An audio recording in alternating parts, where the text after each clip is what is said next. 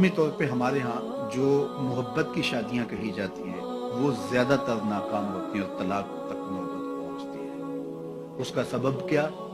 کہ کچی عمر کے بچے اپنے جذبات سے فیصلہ کرتے ہیں اور ان کی نظر کے اندر صرف ایک دو چیز دیکھنے کی ہوتی ہے جس سے وہ فیصلہ کرتے ہیں، لیکن کہنہ مشق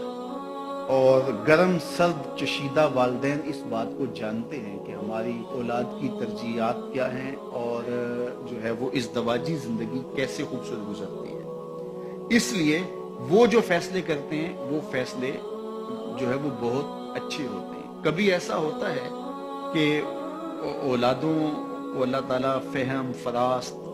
اور عقل و خرد کی فراوانیاں نصیب کر دیتا ہے اور والدین واقعتاً فہم اور سمجھ میں اس مقام پہ نہیں ہوتے،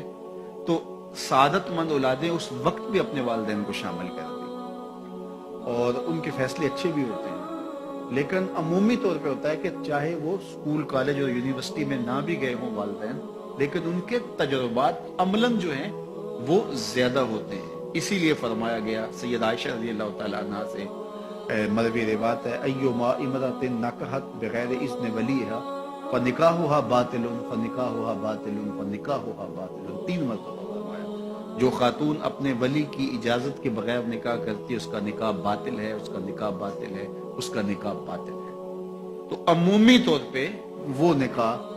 جو ہیں وہ ناکام ہو جاتے ہیں، اس لیے کہ وقتی جذبات سے وہ رشتے جڑتے ہیں اور وہ ایک خاص عمر تک وہ جذبات ہوتے ہیں،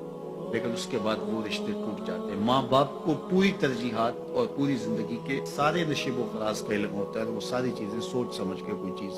جو ہے وہ طے کرتے ہیں۔ اس میں بعض کا ایسا بھی ہوتا ہے کہ والدین بچوں کی ترجیحات دیکھے بغیر اپنی خواہش کو مقدم کر دیتے ہیں، تو یہ چیز بھی تناؤ کا سبب اور طلاق کی نوبت تک پہنچا دیتی ہے۔ یعنی بعض کا ماں باپ کو ضد ہوتی ہے کہ میں اپنے رشتہ داروں میں ہی اپنے بچے کا نکاح کرنا ہے اور وہ بیٹی جو ہے اس کا مزاج نہیں جڑ رہا ہوتا، تو یہ خواہش اچھی ہے، لیکن اگر ان کی زندگی تلخ ہوگی تو اپنی خواہش کو اولاد کے لیے قربان کرنا ہوگا۔ بہرحال جو بھی ذرائع ہیں طلاق کے، جو بھی اسباب ہیں، محرکات ہیں، نتیجہ اگر طلاق تک پہنچ جائے، مرد کو پھر بھی اس کی مردانگی روک رہی ہوتی اور عورت بلا جھجک جب وہ جذبات میں آتی ہے تو وہ طلاق مانگنے میں دیر نہیں کرتی، اور بہت ساری طلاق جو جذباتی ماحول میں ہوتی ہے اس میں قصور خاتون کا ہوتا ہے کہ وہ طلاق مانگتی ہے۔ تو عورت کو کبھی بھی طلاق نہیں مانگنی چاہیے، ہاں اگر واقعتاً اس کا استحقاق بنتا ہے، وہاں زندگی گزارنا مشکل ہو گیا ہے، تو وہ عدالت میں رجوع کر کے خلا لے سکتی ہے۔ لیکن یہ عورتیں جو ڈٹ جاتی ہیں کہ ٹھیک ہے مجھے بھی فارغ کرو، میں ایک لمحہ اس گھر نہیں رہنا چاہتی، یہ گھر میرے لیے جہنم ہے، اور یہ اس کی بہنوں کے سامنے، اس کے بھائیوں کے سامنے، اس کے خاندان والوں کے سامنے اس کو یوں للکار رہی ہوتی ہے، تو پھر وہ طلاق دے دیتا ہے۔ اور بعض کا وجہ نہیں ہوتی کہ وقتی تناؤ ہوتا ہے۔ تو حضرت امام ابو داود نے حضور کا یہ فرمان لکھا ہے کہ آقا کریم نے فرمایا کہ جو خاتون بغیر عذر کے اپنے شوہر سے طلاق مانگتی ہے وہ جنت کی خوشبو بھی نہیں پائے گی، اور جنت کی خوشبو 500 سال کی مسافت سے آنا شروع ہو جائے گی۔ تو جو بغیر عذر کے اپنے شوہر سے طلاق مانگتی ہے، تو یہ بات ذہن میں رکھیے گا کہ عورت نہیں چاہتی